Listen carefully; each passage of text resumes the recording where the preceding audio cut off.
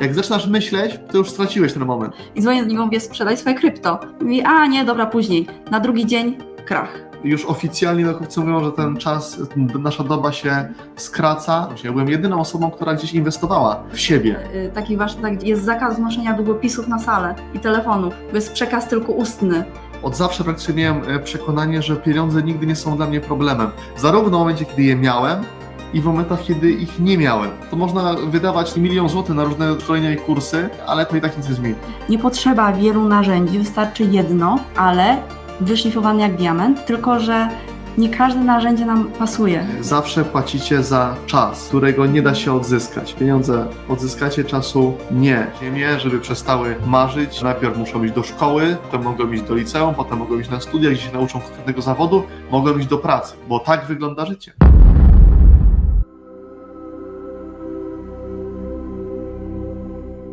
Osoby właśnie, które często pracują z innymi, no i generalnie prawie każdy z nas pracuje z kimś, prawda? I rozwijają się duchowo, ich wiedza jest bardzo rozwinięta, nagle i są dobre, życzliwe, pomagają i w ogóle jest wszystko ekstra z zewnątrz, patrzysz i jest idealnie i nagle przychodzi jakaś wielka choroba, na przykład rak. No to jest taka plaga dzisiejszych czasów. No i skąd to się bierze? Jak ktoś jakby nie poddaje się na tej drodze i wie, że jego świadomość jest wysoka, umie pracować ze swoją energią, to wychodzi z tej choroby. A ta choroba często przychodzi właśnie, jak to, co Paweł wspomniał, takie ściągnięcie trochę w dół, ale też jest drugi powód. My czasami prowokujemy takie zdarzenia po to, żeby samemu wyjść i pokazać innym, że można i w jaki sposób to zrobić. Więc osoby, które są bardzo mocno rozwinięte, czasami rzeczywiście napotykają takie problemy. I co tu jest najważniejsze? Iść dalej. Iść dalej i pracować przede wszystkim ze sobą. Czasami nawet mówię, przestań pracować z innymi, skup się na sobie i na zarządzaniu swoją energią, bo to jest najważniejsze. Dlaczego ta energia, o której mówimy, nazywa się energią życiową? Bo daje nam życie. W Chinach to się nazywa Qi, w Japonii Ki, w Indiach Prana, każdy kraj ma swoją nazwę. Czy każdy język ma swoją nazwę, ale to jest energia życiowa, więc tutaj będziemy właśnie skupiać się na energii życiowej. Nie wiem, kto to napisał, ale jest taki, tutaj widzicie, wyświetliłem wam ten post i to jest fakt, że większość różnych nauczycieli, przede wszystkim terapeutów, ma wiedzę teoretyczną, oni wiedzą, jak rzeczy i faktycznie i chcą tą wiedzę przekazywać, ale sami tej wiedzy nie stosują albo nie potrafią zastosować. Więc tu się trochę jest zgrzyt, bo nie może ktoś cię uczyć o pieniądzach, jeżeli sam tych pieniędzy nie ma, albo nie może ktoś cię uczyć o relacjach, jeżeli sam tych relacji poukładanych nie ma w sobie, więc dobrze wybierać świadomie swoich nauczycieli, aczkolwiek ja wam zawsze powtarzam, że jedynym autorytetem dla was zawsze powinniście być wy sami. I fajnie z różnych źródeł gdzieś te nauki pobierać, ale nigdy nie traktować jako pewnik i nigdy nie przyjmować jako taką prawdę objawioną, że to jest tylko tak, bo ja już tak wiele razy dochodziłem do tego momentu, że mówiłem, bo ja tak słuchaj, ja byłem w tym miejscu, gdzie spotkałem kolejnego nauczyciela i mówię, kurde, to jest to, że teraz już nie ma nic więcej. Po czym za chwilę spotkałem następnego i mówię, to jest jednak jeszcze coś więcej, dobra, to teraz już na pewno to jest to, że nie ma nic więcej, to musi być prawda. Po czym znowu było coś więcej, więc w tym momencie ta szklanka, jak mówię, zawsze do połowy pełna, bo my tak naprawdę nie wiemy, czego jeszcze nie wiemy. Jest taki fajny, ja wam może zaraz znajdę taki diagram, który pokazuje, że jak wiele my jeszcze nawet nie wiemy, że nie wiemy. Bo część muszę wiedzieć, że na przykład jest coś, ale ona tego nie wie. A my nawet nie wiemy, czego jeszcze nie wiemy. I u was będzie tak samo. My zrobimy kiedyś taki live, gdzie powiemy, jak my wybieramy swoich mentorów, tak żeby też wam podpowiedzieć, jak szukać dla siebie, bo to miejsce to nie jest jedyne wasze miejsce. Żeby się rozwijać, trzeba też otwierać się na inne, ale na wszystko jest czas. Czasami to jest tak, że jesteśmy przez parę lat jakby w jednym nurcie, a potem szukamy czegoś innego albo równolegle. To, co ja akurat lubię robić, to tak zwane massive actions, czyli wszystko naraz. Ale to opowiem kiedyś indziej na ten temat. Karin pisze, że wytrącanie energii, gdy prowadziła zajęcia w szpitalu. No właśnie tak to jest. Tak to jest, kiedy zbyt bardzo chcemy i kierunkujemy tą energię, dajemy z siebie, kiedy tak naprawdę, kiedy my dajemy z siebie, to wtedy te osoby też automatycznie stawiają bariery. I musimy dużo więcej wysiłku wygenerować, żeby do kogoś dotrzeć, aczkolwiek i tak powiedzmy ta osoba dostaje 10%. A kiedy ten przekaz płynie z góry przez nas, bez wysiłku, bez naciskania, wtedy ona ma szansę dostać 100%. Pytanie, co z tym zrobi, to już jest jej. Ale chodzi o tą informację i ona często, ta informacja, ona nie dociera nam do umysłu, tylko ona dociera do tego naszego prawdziwego ja. I to jest wtedy prawdziwe przyjęcie tej informacji, bo umysł oczywiście przefiltruje jeszcze ją na 100 różnych sposobów, przez wszystkie swoje punkty widzenia przepuści i dopiero nam poda na tacy takie, wiecie, to jest jak taka cenzura trochę, jak była za czasów komuny, ktoś napisał książkę i po cenzurze wychodziło całkiem co innego, to samo, co my otrzymujemy nieraz, przepuszczone przez filtr umysłu, daje taki sam efekt. Dokładnie, wczoraj ktoś mi powiedział, że muszę sobie coś przemyśleć i podejmę decyzję zgodnie z moim rozumem. Ja wtedy tak, nie, właśnie nie. Nie ufaj nigdy swojemu umysłowi, bo on ma przynajmniej 70% sabotujących przekonań. Nawet taki przerobiony też sobie znajdzie coś i się uczepi tego negatywnego, sabotującego, bo taka jest jego rola, po prostu, on tak musi robić. Więc oczywiście warto mieć więcej wspierających przekonań, bo wtedy trudniej umysłowi je znaleźć, ale też raz na jakiś czas znajdzie, bo to musi robić. Taki jest jego job description i tyle. Dobra. Czyli instruktaż stanowiskowy pracy. Ja w swoim otoczeniu to byłem jeżeli chodzi o moich przyjaciół, bo akurat rodzinę miałem dość świadomą i razem gdzieś tam się rozwijaliśmy. Nie cała oczywiście, ale część mojej rodziny gdzieś tam podążała razem ze mną tymi krokami. Ale w gronie moich przyjaciół ja byłem osobą wyróżniającą się. Byłem jedyną osobą, która gdzieś inwestowała w siebie. W tamtych czasach, powiedzmy te 20 lat temu jeszcze, to nie było rozwój duchowy w ogóle w Polsce, to praktycznie nie istniał. On gdzieś tam pocztą pantoflową, jeszcze nie było takiego internetu rozwiniętego, nie było YouTube'a, nie było takich kanałów, gdzie można było... internetu nie było. Nie, ja na dyskietce miałem. I tylko gdzieś tam można było po tą pocztą pantoflową dowiedzieć się gdzieś o jakichś warsztatach. I tak też było, gdzie z biegiem czasu, jak coraz więcej tych osób poznawałem z tych warsztatów, no to powiedzmy taka sieć się tworzyła cała, gdzie mogliśmy razem się spotykać, wymieniać swoje poglądy. Ale jak ja takich rzeczy mówiłem w swoich kręgach znajomych, ludzi w moim wieku, to w ogóle była czarna magia, to nikt o tym nie miał żadnego pojęcia. Teraz już jest całkiem nasza inna rzeczywistość. Dużo osób ma do tego dostęp, aczkolwiek mimo to świadomie tego nie wybiera, bo nie widzi w tym wartości. Bo wydają się te rzeczy zbyt proste dla niektórych. Powiem wam jeden wielki sekret i to sobie zapamiętajcie. To jest sekret młodości. To jest sekret życia czy rozwoju duchowego. Tak naprawdę w ogóle nie potrzeba znać wielu narzędzi, nie potrzeba znać wielu technik, procesów, metod. Wystarczy, że weźmiecie jedną metodę i będziecie ją codziennie, konsekwentnie stosować. Codziennie. Czyli na przykład bierzecie sobie medytację i codziennie, kilka razy dziennie medytujecie, aż osiągniecie mistrzostwo i wtedy się wszystko w życiu transformuje. Nie potrzeba wielu narzędzi, wystarczy jedno, ale wyszlifowane jak diament, tylko że nie każde narzędzie nam pasuje, nie jest takie jak ulał. I na szczęście mamy w rozwoju duchowym tyle narzędzi, i to sami już wiecie, mamy tyle narzędzi, że możemy sobie z nich wybierać. Po prostu. Możemy sobie wybierać i ułożyć nasze własne portfolio, z którego będziemy korzystać. I po to my się z wami dzielimy też tyloma narzędziami, żebyście mogli sobie wybrać. Wcale nie znaczy, że trzeba od teraz, to już muszę każde robić, to mi dnia nie wystarczy. Nie, chodzi o to, żeby sobie wybrać 1, 2, 3, które będą moje dla mnie i one przetransformują wszystko. Jak już sobie znajdę te też swoje narzędzia, takie, które już mi się uleżą, to wtedy ta zmiana jest naprawdę na pstryknięcie palcem. To jest kwestia sekund. Myślę, że też już tego doświadczyliście. Tutaj ktoś widziałem, jestem sama w tym rozwoju, ale dziś już wiem, że to nie przejmuję się. To też nie chodzi o to przejmowanie się, bo ja też się nie przejmowałem tym, ale ja byłem zaskoczony tym, że ludzie nie widzą w tym wartości.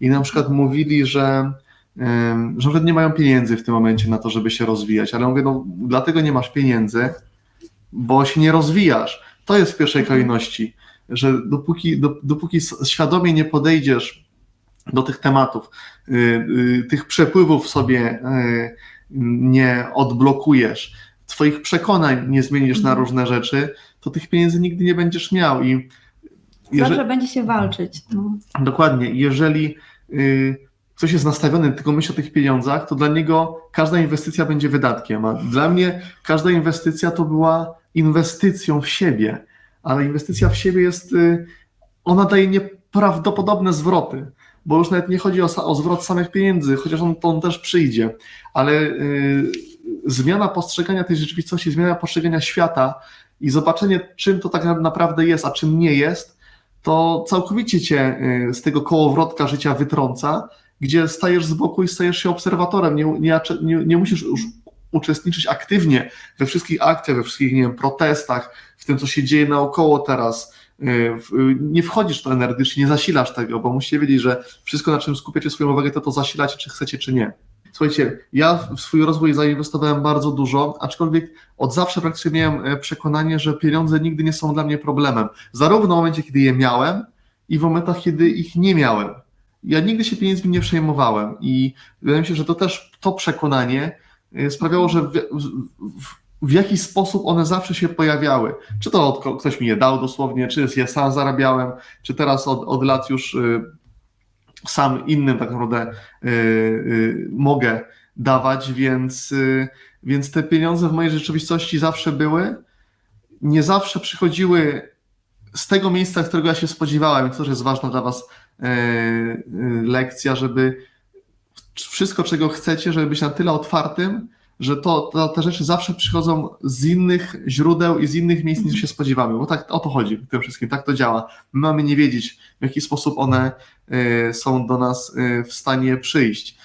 Więc myśląc o wydawaniu pieniędzy jako inwestycji, nie jako wydatku, czyli koszcie, tylko jako inwestycji, który do nas wróci zwielokrotniony, z mojej perspektywy to był klucz do sukcesu, bo gdybym ja nie poświęcił tak naprawdę całego swojego dorosłego życia na rozwój w różnych etapach, w różnym tempie, bo w ostatnich latach ten rozwój bardzo przyspieszył i praktycznie w każdym miesiącu ja robiłem kilka różnych warsztatów. Przez ostatnie 4 lata raz w miesiącu jeździłem na takie cykliczne spotkania, gdzie mieliśmy weekendowe warsztaty, a oprócz tego w międzyczasie były inne różne warsztaty. Nawet do dzisiaj, to co wam wspomnieliśmy ostatnio, to było 2 tygodnie temu, robiliśmy warsztaty takie, które odbywały się w Stanach Zjednoczonych i były w tamtej strefie czasowej, więc my wstawaliśmy o godzinie, powiedzmy, znaczy inaczej, zaczynały się warsztaty o 16 naszego czasu, a kończyły się koło 6 rano. I tak było przez 5 dni, więc my w ogóle nam się nasz zegar rozregulował, ale jeżeli się zna sposoby, to też ta energia jest i nie mieliśmy problemu z powrotem do tej rzeczywistości. Ale co takie warsztaty dają między innymi? Bo my wspominaliśmy na ostatnim spotkaniu. One kosztowały za 5 dni, dosyć intensywne, po 13 godzin na dobę.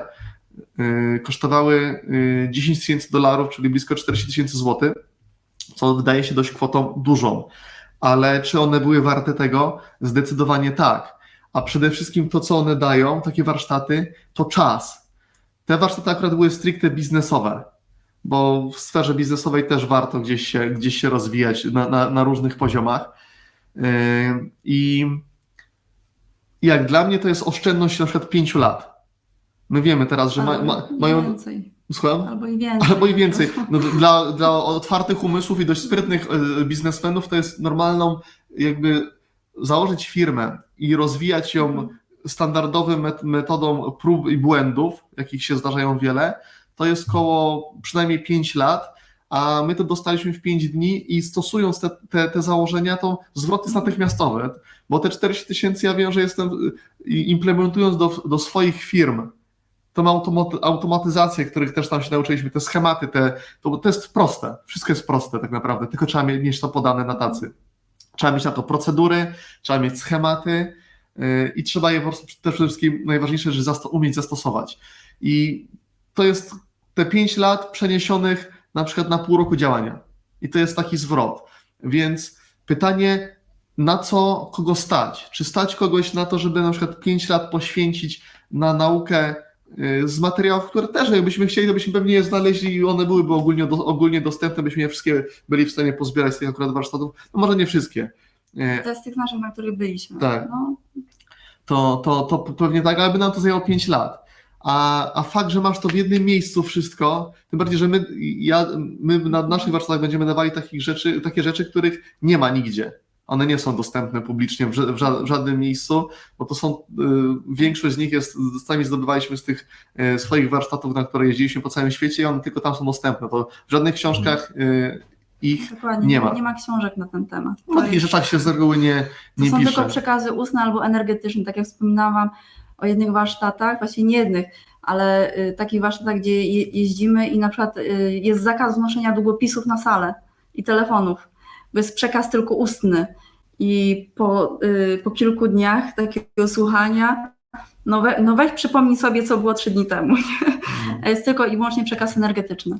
No i tu właśnie Ania pisze, collapsing time, tego akurat sformułowania nie znałem, ale to jest super dźwignia, że skoro ktoś już zrobił to, jest w miejscu, w którym jest, to grzechem jest nie skorzystać z jego wiedzy, bo wszystko można zrobić sami. Dokładnie. Wszystko. I my też mówimy, my dajemy wiedzę za darmo. My się dzielimy wiedzą za darmo, bo uważam, że wiedza ogólnie powinna być powszechnie dostępna dla wszystkich i ona jest powszechnie dostępna do wszystkich. Jeżeli umiecie szukać, to ją znajdziecie. Z mojej perspektywy i z mojej perspektywy wszystkich warsztatów, na których byłem, my dajemy wiedzę z najwyższej półki, jaka już jest, ale za same narzędzia, i to dostajecie za darmo, bo dzielimy się nią na live'ach i pisząc posty i tak dalej, ale narzędzia, które to usystematyzowanie wszystkiego, te procesy, to jest coś, za co warto zapłacić, bo tak jak mówię, na to szkolenie, na którym my byliśmy, to nas, ile to jest kwestia tej oszczędności czasu. Pieniądze wszystkie jesteście w stanie zarobić. Pieniądze służą tylko do wymiany dóbr. One zawsze na wasze konto w ten czy w inny sposób przyjdą. Bo tylko jedynymi osobami, które na to nie pozwalają, to jesteście wy, my, wszyscy. Bo wszystko jest dla was dostępne na wyciągnięcie ręki, tylko poprzez stawianie tych barier, które macie naokoło siebie, nie pozwolicie tym rzeczom dotrzeć do siebie. Więc... I patrzcie tak na wszystko w swoim życiu, na swój rozwój zawodowy, na swoje biznesy. W ten sposób patrzcie, im więcej gdzieś tam zainwestujecie, tym to samo wraca, ale trzeba powodować ten przepływ. Dzięki, Aniu. To jak powiedziałem, też cieszymy się tym, że zaczęłaś w końcu działać, bo to jest najpiękniejsze. Ania jest, słuchajcie, super przykładem tego, jak można, właśnie, że ta zmiana, ona, wiadomo, to był proces, ale to może się zadziać tak, że w pewnym momencie obudzisz się rano i mówisz, dobra, to zaczynam robić inaczej i wychodzisz z tym do ludzi i okazuje się, że jest super odzew, że wszyscy na to czekali, że wszyscy ciebie chcą. I to właśnie pokazuje, że zmiana to nie jest proces, że to wszystko jest w waszej przestrzeni dostępne, jedynie wy macie te filtry na sobie pozakładane. Nie mam teraz przyciemnianych okularów, ale tak jakbym założył teraz okulary, to tak mniej więcej nasza wygląda rzeczywistość. Tylko tych okularów to mamy 100 różnych wersji. Czerwone, czarne, zielone i wszystko jest przytłumione. Nie widzimy, to światło nie jest w stanie do nas dotrzeć w takiej formie, w jakiej ono naprawdę jest. I zdejmując te okulary jedne po drugich, dopiero otwieramy się. I tych okularów każdy ma jeszcze na sobie dużo, więc kwestia tego, jak szybko pozwolisz sobie na to, żeby je zdjąć i w tym samym momencie zmienia się wszystko od razu. No i właśnie, to jest ta kwestia gotowości, o której wspomniałam. To słowo w ogóle zabierzcie ze sobą, słowo gotowość. Zawsze jak wam się coś przed oczami, przed rękoma pojawia, znaczy, że jesteście gotowi na to. Jak ktoś mnie czasem pyta, no ale pojawiła mi się taka inwestycja, czy na przykład, czy mam iść w krypto, czy mam iść w coś tam, pytają. Mówię, ja nie wiem, ale ty wiesz, bo jak się pojawiło to przed tobą, to znaczy, że to jest miejsce dla ciebie. Wystarczy się temu przyjrzeć. To jest też historia z moich ostatnich miesięcy. To mówiliśmy na którychś warsztatach, to o tym mówiłem, że ile razy miałem jakąś myśl o jakiejś inwestycji i jej nie zrealizowałem od razu. A ja mówiłam. Bo ja mam taką intuicję co do inwestycji. Tak, to nawet nie mówię o tym, ale to jest kolejna rzecz, którą faktycznie nie zrobiłem i można było to zrobić dużo lepiej, ale ile razy to jest taka myśl jedna, że może bym, nie wiem, tutaj to kupił na przykład, chodziło o konkretnie nieruchomość, ale mówię, dobra, to może robię kiedy indziej. I to uciekało i tego już nie było. Tak samo z samochodem, którym ostatnio nowy kupowałem. Też pojawił się taki idealny, który chciałem. Mówię, dobra, to zadzwonię po południu, bo to było rano, przecież nie ucieknie. No i dzwonię po południu, już go nie było. Co prawda zaakceptowałem tą sytuację, bo nie sztuką jest walczenie, bo to nie chodzi o walczenie, tylko o akceptację wszystkiego takiego, jakiego jest. I za tydzień pojawił się jeszcze lepszy, który już jest i na który już nie czekałem. Wiedziałem, że jak on się pojawi, to od razu trzeba działać i w tej samej chwili wykonałem telefon, zarezerwowałem ten samochód i wiem, że dzwoniłem po południu, już do mnie po południu dzwonili, prosili o zaliczkę, bo już mieli dużo telefonów osób, które czekają w kolejce. Czyli jak gdybym nie wykonał tej rzeczy od razu, to bym tego po prostu znowu nie miał i znowu musiał czekać nie wiadomo ile. A to ja mam inną historię, taką dosyć fatalną. Znaczy fatalną, nie fatalną, ale tak może wyglądać. Jechałam sobie samochodem, nie wiem, 2-3 miesiące temu i wpadła mi taka myśl, sprzedaj krypto. Ja nie mam kryptowalut, Paweł trzyma i dzwonię do niego, mówię, sprzedaj swoje krypto. Mówi, nie, dobra, później. Na drugi dzień krach.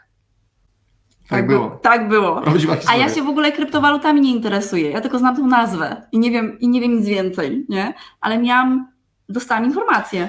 Sprzedaj krypto. Reasumując, wy wiecie już wszystko, macie dostęp do całej wiedzy, jaka istnieje. My często powtarzamy, że nikt się niczego w ciągu życia nie uczy. Jedyne co, to przypominamy sobie wszystko to, co wiemy. Więc za każdym razem, gdy pojawia się ten głos intuicji, ten taki cichutki głosik, który on nie krzyczy nigdy, bo on jest cichutki, mówi tam, wiecie, jak myszka schowana w kącie za firanką, umysł jest tym, który krzyczy, który zagłusza wszystko, ale jeżeli macie takie wiedzenie, to idźcie za tym.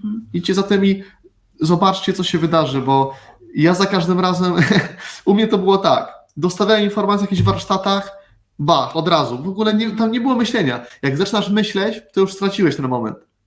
Bo intuicja to nie jest myślenie, ta wiadomość się pojawia po prostu. I jak wtedy zatrzymujesz się i zaczynasz o tym myśleć, to już jest wtedy rozum. Wtedy dochodzi rozum i logiczne myślenie i ten moment już został stracony, ten pierwszy się liczył, ta pierwsza nasza reakcja na daną rzecz. I ja na każdy warsztat szedłem w ciemno, nawet niekoniecznie interesowało mnie, co tam będzie. Po prostu wiedziałem, ktoś mówi, chodź tam, to słyszałem to i to. Mówię, dobra, czułem, że tak jest i od razu szedłem. Dzięki temu i te wszystkie wybory moje były znakomite. Dzięki nim jestem w miejscu, w którym jestem i mogę cieszyć się takim życiem, jakim się cieszę. Nie muszę się przejmować tym, czy mam pieniądze, czy ich nie mam, czy mam zdrowie, czy go nie mam, bo to wszystko jest. I nie skupiam się też na tych rzeczach, których nie chcę, skupiam się na tych rzeczach, które chcę i które mam w tym momencie i za to jestem wdzięczny. Ja tutaj odpowiem konkretnie na pytanie Pauliny. Paulina, musisz zmienić to zdjęcie, bo ono jest takie smutne, a ty jesteś wesołą osobą, więc czekamy na nowe, uśmiechnięte zdjęcie. Ale jest napisane tak, myślicie, że jak ktoś ma pewne marzenie z dzieciństwa, to znaczy, że to dla niego powołanie. Powiem tak, i tak i nie. Na pewno to, co urodziło się w dzieciństwie, nie było tak owalowane filtrami, jak jest dzisiaj. I często ja wracam do swoich myśli z dzieciństwa, które teraz mi się przypominają, wcześniej ich nie byłam świadoma, że jako dorosły człowiek, taka nastolatka, 18-20 lat, to zawsze uważałam, że nie lubię ludzi i nigdy w życiu nie chcę pracować z ludźmi. Najbardziej zaczęłam sam pracować z tą swoją energią żeńską, z podświadomością, nagle się okazało, że ja uwielbiam pracować z ludźmi. I przypomniało mi się, ktoś mi powiedział, że jak byłam mała, to zawsze mówiłam, że chcę być dobrą wróżką. Myślałam, że zostanę zielarką, że będę taką wróżką zielarką, ale okazało się, że nie. I teraz nawet tak czasami się śmieję, że mówię, no staram się być tą dobrą wróżką i czasami wychodzi. Więc jakby spełniam swoje marzenie z dzieciństwa, mimo że no wiadomo, że nie mam skrzydełek, tak? Aczkolwiek o aniołach to też Wam powiemy kiedyś i o tych skrzydłach więcej. To tak na boku myśl. Więc Paulina, jeśli masz marzenie od dzieciństwa, to na pewno jest warte spełnienia. Czy to jest Twoje powołanie? No na pewno, skoro się urodziło. Aczkolwiek nie traktujcie form zawodowych czy swojego hobby jako swojej misji życiowej, bo my nie po to tutaj jesteśmy, żeby się rozwijać zawodowo, tylko po coś innego. Okay? Więc spełniajcie swoje marzenia, rozwijajcie swoje pasje, ale nie traktujcie ich jako misji życiowych. Bardziej, ja bym powiedział, nie przywiązujcie się do nich. Że nie określajcie jakby swojego spełnienia i swojego szczęścia, nie uzależniajcie od wykonania tej misji czy spełnienia tej misji, bo to nie ma znaczenia. To nieprzywiązywanie się do niczego jest tak naprawdę kluczem do tego, żeby to prawdziwe szczęście i prawdziwe spełnienie w życiu odnaleźć.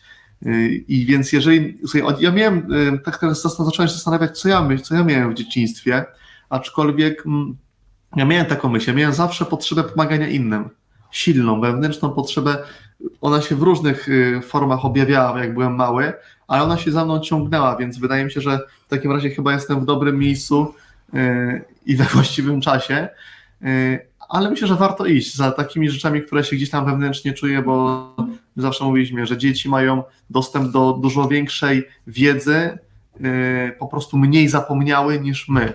Aczkolwiek my im skutecznie to wybijamy z głów, mówiąc, żeby dorosły, mówiąc, żeby zeszły na ziemię, żeby przestały marzyć i że najpierw muszą iść do szkoły, dopiero jak się pójdą do szkoły, to się nauczą więcej, potem mogą iść do liceum, potem mogą iść na studia, gdzie się nauczą konkretnego zawodu, mogą iść do pracy, bo tak wygląda życie. A ono tak nie wygląda. Życie wygląda tak, jak pokazują je dzieci. Że to jest prawdziwe życie. Czy dzieci się czymś przejmują? Czy dzieci bywają smutne, ale 90% dzieci... Zanim pójdą do szkoły, to jest całkiem nieźle, potem już się robi równia pochyła. Dokładnie. Zaczynają się problemy, stres, presja jest na nich nakładana, rywalizacja, ocenianie.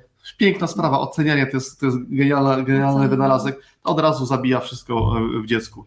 Do tego 7 roku życia dzieci są radością, są pełnią radości, nie mają problemów, nie zastanawiają się, co będzie się działo jutro, co się działo wczoraj, żyją w teraz.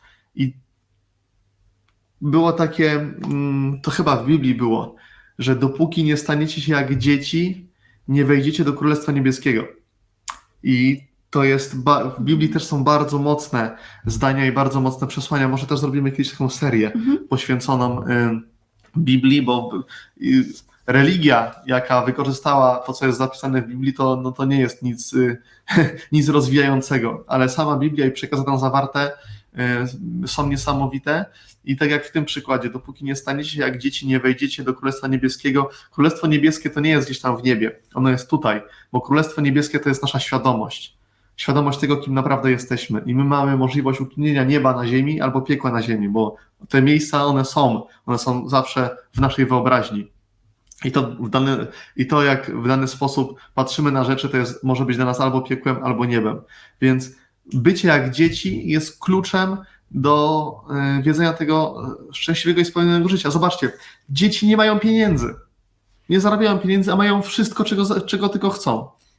Bo rodzice zarabiają. No tak, ale właśnie, wy też macie rodziców wibracyjnych, którzy zawsze wam dadzą to, co potrzebujecie. Jakiś tam znajomy wrzucił post, że konstruuje kurs jak sprzedawać kursy, czy jak robić kursy online i za 4000 zł go wystawił. Ja mówię, kurczę, niektórzy się potrafią cenić i mówię, no fajnie, na pewno ten kurs jest dobry, jest wartościowy i warty tych 4000, aczkolwiek ludzie płacą takie pieniądze lub płacą dużo większe pieniądze za kursy, które w ich życiu fundamentalnie nic nie zmienią, bo one nie sprawią, że ktoś będzie bardziej szczęśliwy, że ktoś będzie nagle mu się poprawią relacje, że poprawi mu się zdrowie, albo że będzie miał więcej pieniędzy. Bo nawet jeżeli on na tych kursach online zarobi jakieś pieniądze, a ma przekonania o pieniądzach takie, jakie ma, to te pieniądze się albo się moment rozejdą, albo je straci, albo pojawią się jakieś inne rzeczy, na które on będzie musiał dalej wydawać. I tylko warsztaty z rozwoju duchowego potrafią kompleksowo odpowiedzieć na wszystkie źródła naszych problemów w życiu.